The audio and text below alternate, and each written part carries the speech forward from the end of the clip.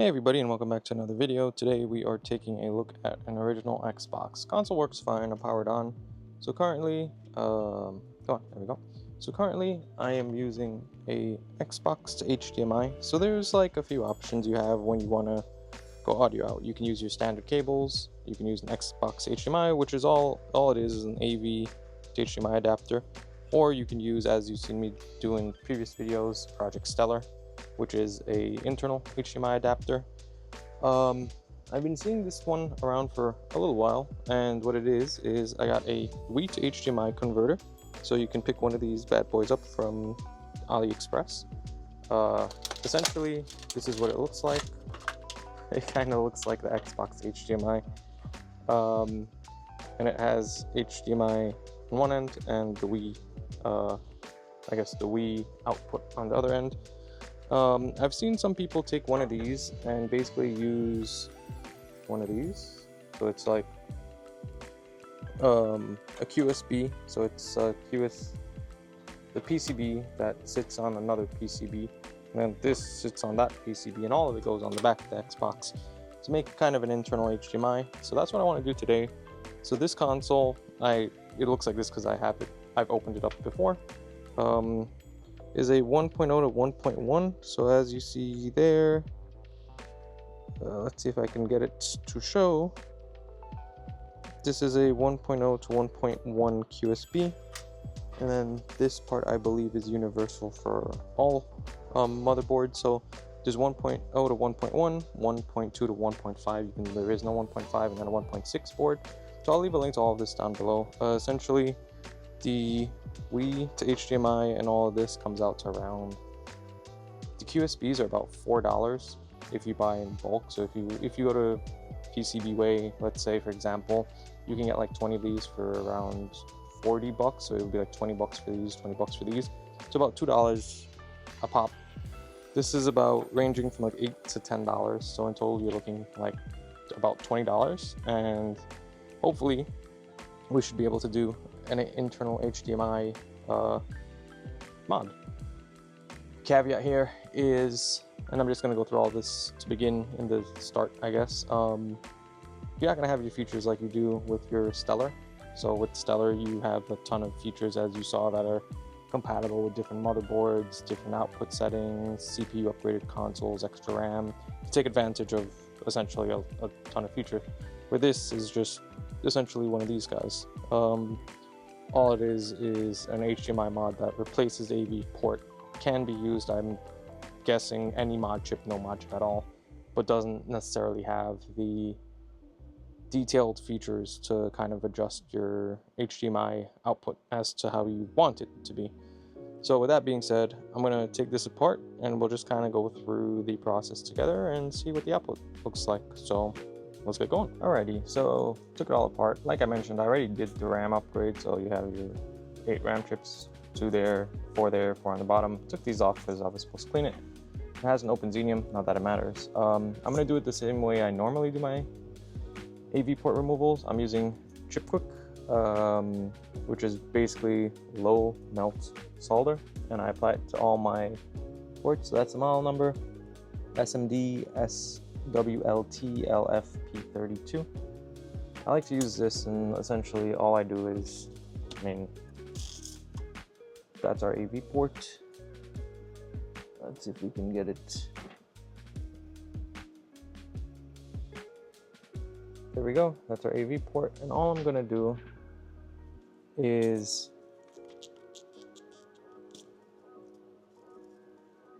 I'll take one stick out. You don't even really need to use a full stick. All I do is I pre-tin all the points here with some low melt solder, and then I use my hot air and I apply heat in the same way you see it here, and the AV port falls out and you don't lose any pins or anything. So that way, worst case, if something goes wrong, you can always put your AV ports back on, because sometimes these things go haywire and things don't work properly unless you have your OG board. So yeah.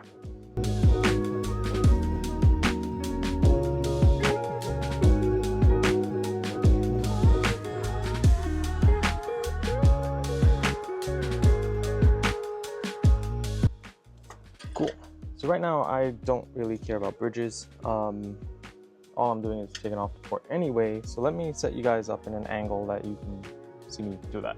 Cool, so now things are gonna get loud. Essentially what we're gonna do is I'm gonna heat it with like 360C over here, and I'm gonna wiggle it off, and yeah, you'll see it happen in real time, hopefully.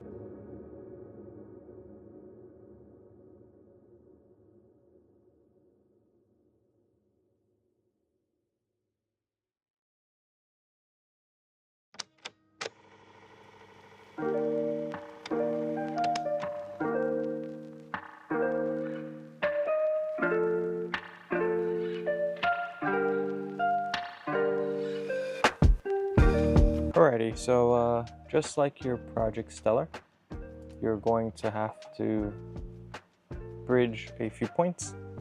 So the points we are going to be bridging, like I said, it's the same as the Stellar, is from the right 1, 2, 3, these two, and these two next to it. And I'm going to use, what am I going to use? I guess I'll use some Kynar wire. Hasn't failed me yet, so maybe it'll work. How should I do this? I guess I'm going to send the Kynar and then put it in each there and one there, so you'll see. And while we do that, I would like to thank today's sponsor, PCBWay. In celebration of their 10th anniversary, PCBWay is rolling out incredible offers and discounts, making it easier than ever before to prototype and produce your designs. Whether you're a startup, a hobbyist, or a large corporation, PCBWay's commitment to innovation and customer satisfaction remains unparalleled. Visit PCBWay.com/anniversary10th to explore exclusive deals, contests, and surprises that await you throughout the month of July. Don't miss out on the chance to save big and experience the quality that has made PCBWay the trusted choice for thousands of customers worldwide. Visit PCBWay today to start turning your ideas into reality, where quality meets precision.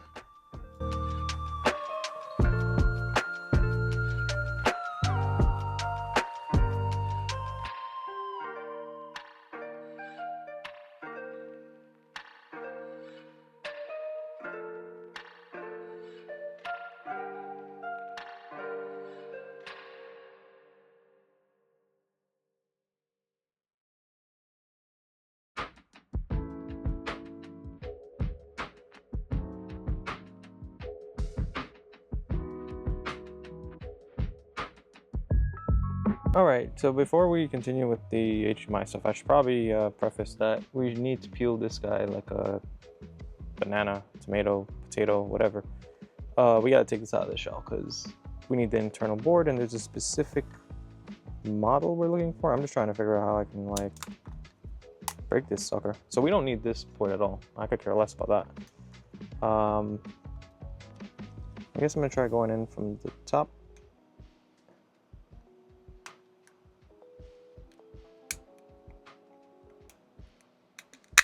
There we go. So if you I just kind of jammed it in and popped it. And this is what it will look like on the inside.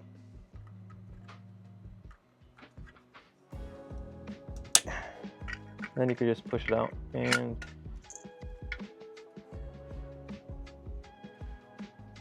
this is the board in all its glory. So this should be the one we're looking for. Yeah, this is definitely the board we're looking for. So it should say, I'm guessing I'm gonna go off of, it should be the 0018. That's what's written here, JC235. It has this port. We don't care about this, so I'm just gonna quickly remove this. And then there's a few other things I think we need to do, maybe not anymore. Yeah, let's remove this real quick.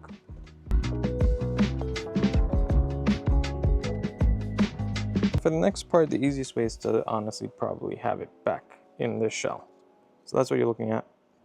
So basically where we're focusing now is on the AV port section, and what you want to do is, this is our I guess the bottom QSB, and you want it to like kind of line up something like that. The reason why I say it's easier to do it here is because when you have it lined up, one, you can see all the points that we need to hit on the microscope cam, but you also get the opportunity to put in your 2 screws that are used for the AV port, just to keep it down there the way it's supposed to be, so things don't move and things stay lined up and all that fun stuff. So I'm just gonna screw it back down.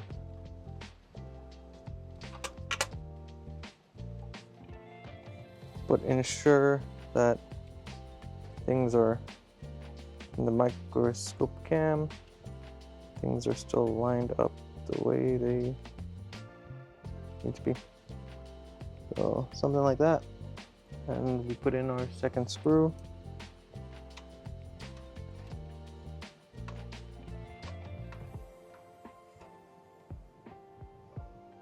Then as you see from here, I gotta solder these 4 points, and then 3 over here.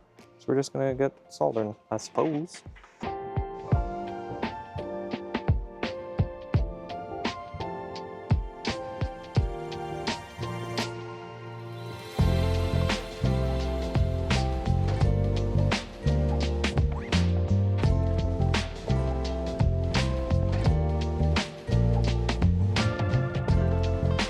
So next up, we're going to want to solder the other QSB board to the Wii2HDMI. So I'm looking at the bottom. So this is the bottom, and this is the bottom of the board. The way you'll know is the top has the SPDIF points and the bottom does not. So we're just lining it up. And what I'm looking for is, other than the 4 HDMI holes, you want the last pad on the right. So over here, you want this pad to line up with the last hole and the other 3. I'm just going to tack down one of these HDMI points.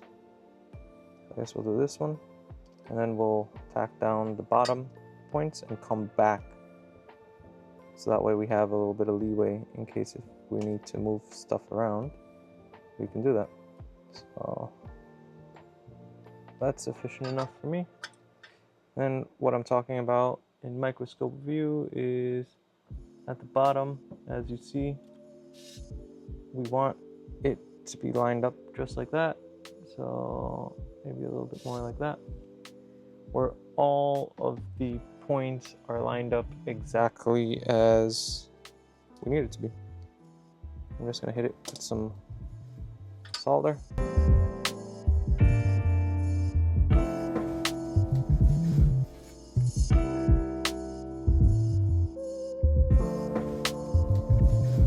Cool. And just like that, we are done on the bottom.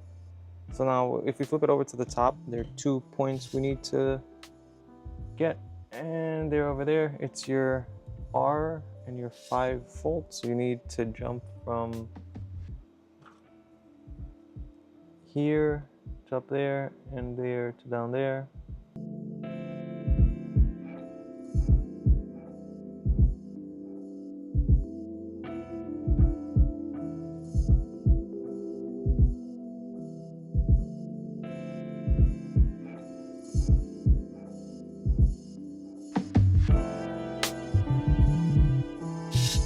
And there we have it, a complete board. Now it's nice and beautiful, shiny, glory. So now we gotta like plop it back into the motherboard. So I'll show you guys. This is the part that's holding me up right now. So I have all the jank set up. So it's back in the motherboard, as you see, motherboard case. The issue I'm running into is this cap here does not clear this. So like, it's supposed to sit on, I'm guessing, something like so, right?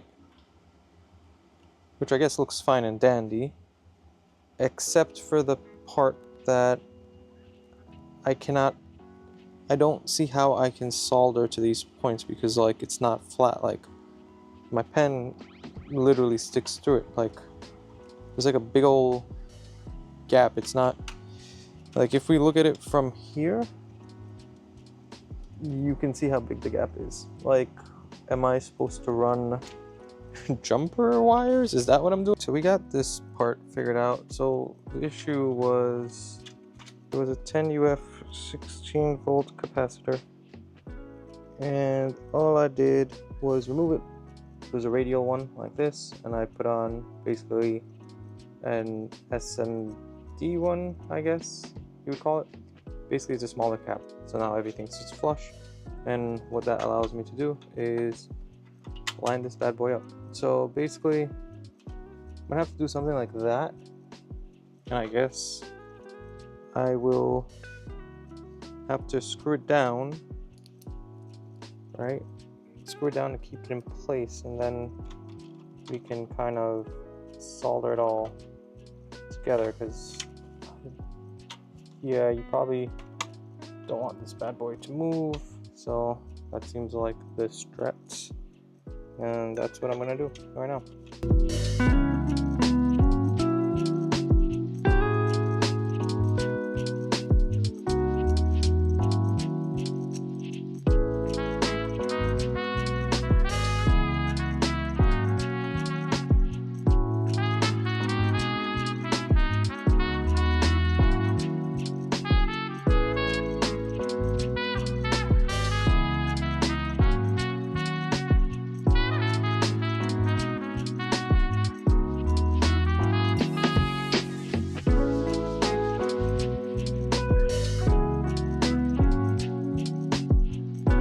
And here she is in all her glory. So I put it back together just for testing. So as you see, there's HDMI, there's the little 3D printed bracket. It doesn't fit as nice as the Stellar, but you know, it is what it is. So I have a random hard drive plugged in and a random DVD drive plugged in, just so it doesn't, Prometheus doesn't error out. And if we power it on, we'll see all the lights blink, and we should get the Prometheus logo, and there we go. So it looks, I don't know, it looks okay, I suppose. Once again, the main thing with this guy is you will not have any HD features. So even though this isn't Stellar OS, if we go into AV settings, I just have it set to 480, 720 normal. And I think it's in system info, video, HD mod not detected, because it's not an HD mod. It's kind of like its own standalone thing. And I'm going to boot TSOP. It's going to error out, but what you need to once again remember here is, even though it's booting to the dash, it's not gonna, you're not gonna have any features. So yeah, this guy is installed, and yeah, it replaces a AV port and it gives you native HDMI out, but you're not going to have any granular features, so you're not going to be able to do things like I said, like adjust anything basically at all. It's going to be the same thing as the Xbox HDMI. I actually think it might be the same exact thing, only that it's internal. So all you're going to really be able to do is plug in an HDMI cable and get video output. But from what I'm going to do here, I'm going to put it back together, and we'll just kind of post some screen caps of Halo 2, Halo 1, whatever I got, and you can be the judge for it yourself. I will try to upload my Stellar video if I still have it. I'll put that side-by-side comparison, and I guess I'll also do the Xbox to HDMI comparison, and you can be the judge for what you think. But I mean, from a soldering standpoint, it's cool that it literally costs, like I said, $4 for the QSBs and about $8 for the actual chip. So in total, less than 20 bucks. And if you can solder, you can kind of give yourself your own internal HDMI.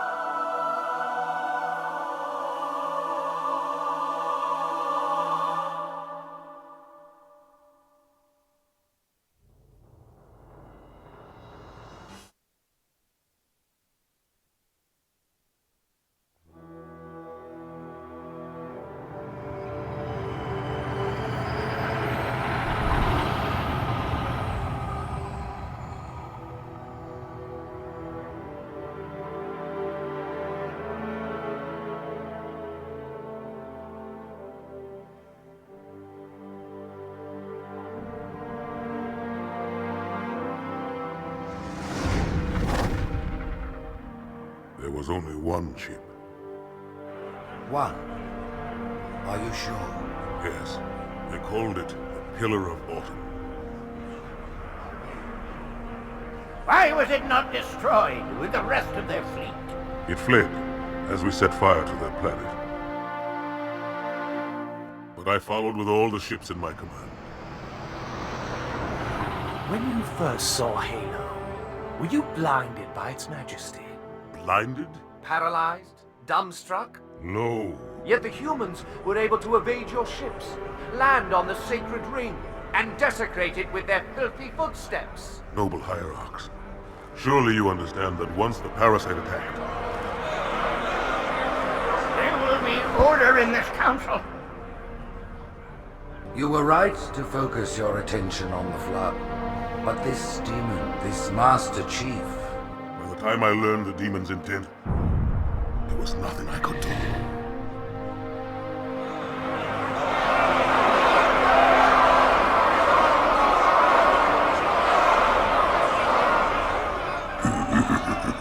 The Prophet of Truth, this has gone on long enough. Make an example of this bungler. The Council demands it. You are one of our most treasured instruments. Long have you led your fleet with honor and distinction.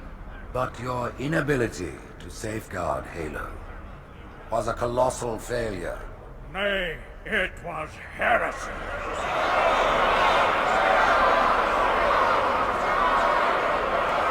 I will continue my campaign against the humans. No, you will not. Soon the great journey shall begin. Alrighty, and this is the final console put back all together, so just gonna power it on. I did load it up with Sir BIOS and Prometheus OS, so you will see it over here. It will boot up Prometheus, and then I will select Sir BIOS. As I did mention before, there are not any options for anything else. As in, it's not like a Stellar. So as you see, it is in 720. So if I go into System Settings and AV Settings and Video, I have 480, 720, which is your normal stuff. And if we launch Sir BIOS, I didn't put UDMA 5 because I was just testing out. It'll boot the Sir BIOS logo, and then it will boot into, I think it's XBMC. And we'll just load up a game so you guys can see what that looks like. But yeah, it works for what it is. It looks fine in my opinion. Nothing too different as you saw, at least as I can see. And if we, I don't know, I'm just gonna click any one of them. Beat down Fists of Vengeance. And you'll see that it works fine. The disk drive also works. So yeah, everything's cool. Everything's fine and dandy. And yeah, that's honestly it. It was interesting doing the HDMI. Definitely those two QSBs make it a little bit more annoying than your usual flex cable. But I guess it is what it is. It is cheaper, like significantly cheaper than the Project Stellar.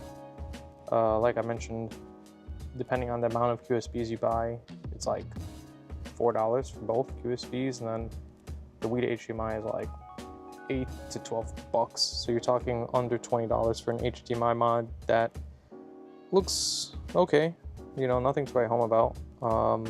And it works, I guess, with any mod chip since it's its own standalone thing. And yeah, that's really it. So if you thought this was interesting, useful, have any questions, comments, concerns, as per usual, leave them down below. And as always, like, comment, subscribe, and I'll see you in whatever I do next. So yeah, thanks for watching, and see you then.